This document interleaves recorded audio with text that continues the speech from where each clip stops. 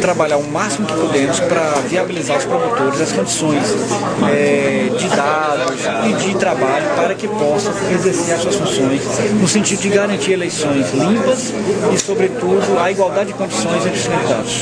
Lei da ficha limpa, como é que o senhor vê essa questão da lei da ficha limpa e qual é a orientação que o senhor repassa para, principalmente, os eleitores? Olha, quem vai dar a última palavra quanto à lei da ficha limpa são os eleitores. Eles é que detêm efetivamente o poder do voto, que é a ferramenta mais importante nas eleições para que se possa consolidar a lei da ficha limpa. Mas no que depender do papel do Ministério Público, já que já houve indicativo do Supremo Tribunal Federal quanto à validade da lei para 2012, nós vamos fazer todo o possível para que ela seja aplicada em sua inteira. O que diz respeito às liminares? As liminares, elas estão sendo objeto de uma força-tarefa que foi criada com o objetivo de analisar caso a caso e tentar obter a sua cassação ou revogação para que aqueles gestores que tiveram contas desaprovadas por atos de improbidade administrativa sejam afastados do pleito. Com relação ao banco de dados que a Procuradoria está fazendo também para auxiliar os promotores, terá esse banco de dados com essas informações dos fichas sujas? Esse banco de dados já está sendo providenciado a partir da coleta de informações com todos os órgãos responsáveis pelo controle dos dados relativos às hipóteses de inelegibilidade. Por exemplo, estamos atrás de relacionar todos os que foram condenados por improbidade administrativa por órgão colegiado ou pelos crimes que a lei da ficha limpa entende como sendo os crimes que afastam a elegibilidade.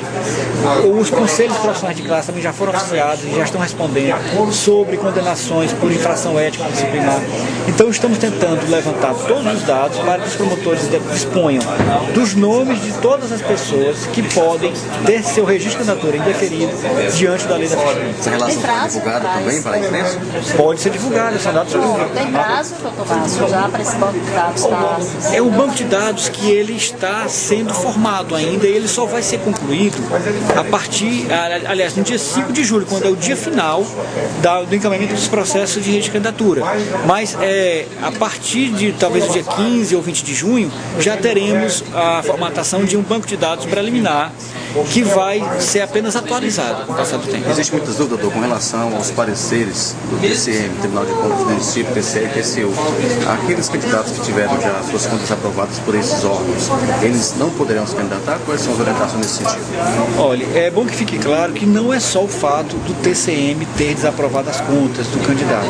A desaprovação das contas tem que ser por ato de improbidade administrativa e que também constitua irregularidade insanável, quer dizer, aquela que é grave, que não pode ser retificada. O que é que acontece?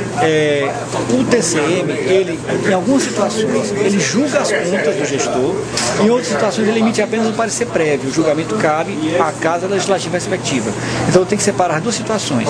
Quando o gestor, ele é, por exemplo, o chefe do Poder Executivo e está, na verdade, respondendo pelas contas de governo, quem julga aquelas contas é a Câmara Municipal e não o TCM. O TCM apenas emite parecer prévio. Quando, ao contrário, ele está gerindo o próprio desenrolar do dia a dia da gestão pública, no caso do município ou da secretaria determinada, por exemplo, aí o julgamento já se dá pelo próprio TCM. O TCM também estará divulgando duas notas, o senhor falava para a gente agora há pouco. Duas listas. São duas listas. A lista onde ele já reconheceu de antemão que a desaprovação era por ato de improbidade, era com a nota de improbidade, e a outra lista onde ele não reconheceu esse aspecto. Mas é bom que fique claro que essa divisão do TCM atende simplesmente à própria normatização do TCM quanto a julgamentos. Isso não vai vincular nem ao Ministério Público Eleitoral, nem à Justiça Eleitoral sobre o reconhecimento ou não da improbidade. Existe a possibilidade do candidato que, mesmo com contas desaprovadas, com ação de improbidade administrativa, ele consiga registrar a sua candidatura mesmo estando nessa lista e consiga concorrer e, se vencer, assumir? Existe a possibilidade, se ele conseguir, como já existem, liminares que suspendem os efeitos da decisão do Tribunal de Contas ou da Câmara Municipal que desaprovou aquelas contas. Poderá ser impugnado também sem nota de improbidade, doutor? Sim, porque a nota de improbidade ela é um dado do julgamento do TCM que não é obrigatoriamente estabelecido em todos os julgamentos. Então há situações em que o TCM não apôs a nota de improbidade, mas a conduta que gerou a desaprovação das contas é sim ato de improbidade. Com relação às rádios clandestinas, como é que vai ser esse trabalho?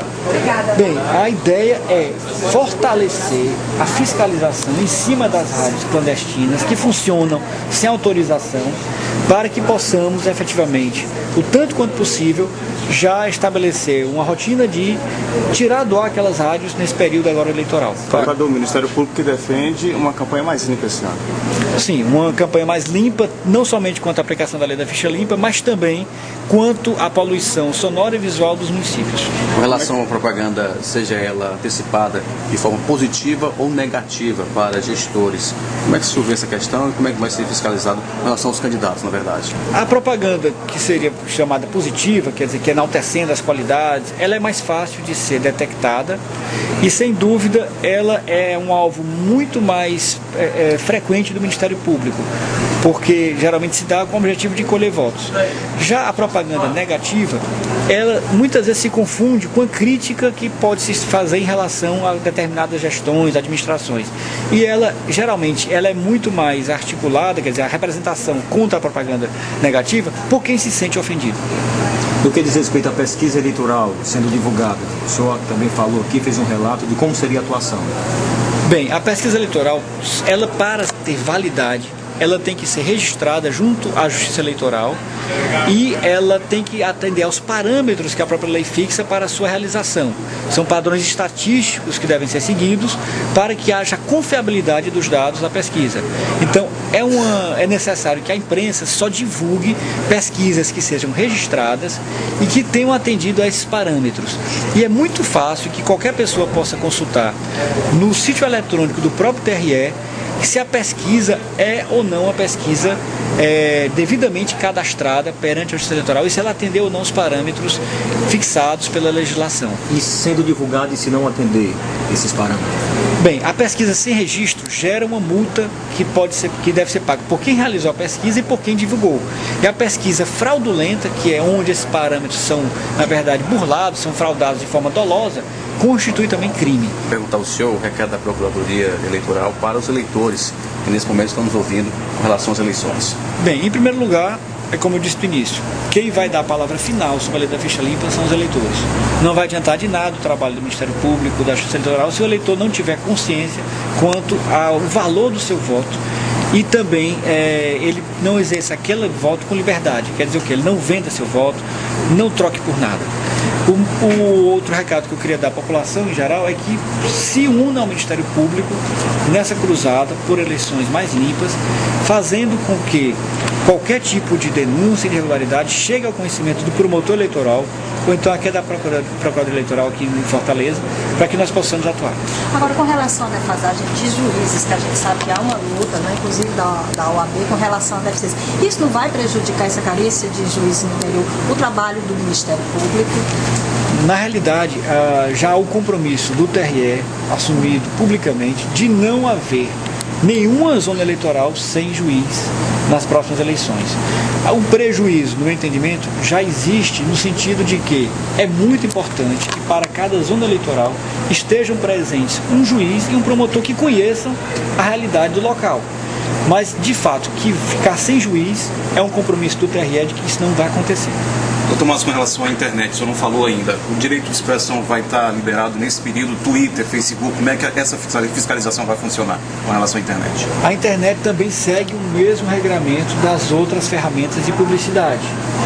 Nesse período, que seria até o dia 5 de julho, nenhum tipo de propaganda eleitoral é admitida, mesmo na internet. É propaganda antecipada. Agora, após a deflagração do período de propaganda permitido, a internet ela tem uma particularidade que seria uma maior dificuldade na fiscalização e também a reprodução muito rápida daquelas informações que são veiculadas. Há uma liberdade de imprensa maior, a liberdade de expressão maior na internet, sem dúvida, porque até a ferramenta de controle é mais difícil e muitos dos instrumentos de internet eles são tidos como redes sociais que são fechadas, que são acessíveis somente aos grupos e membros daquela determinada rede.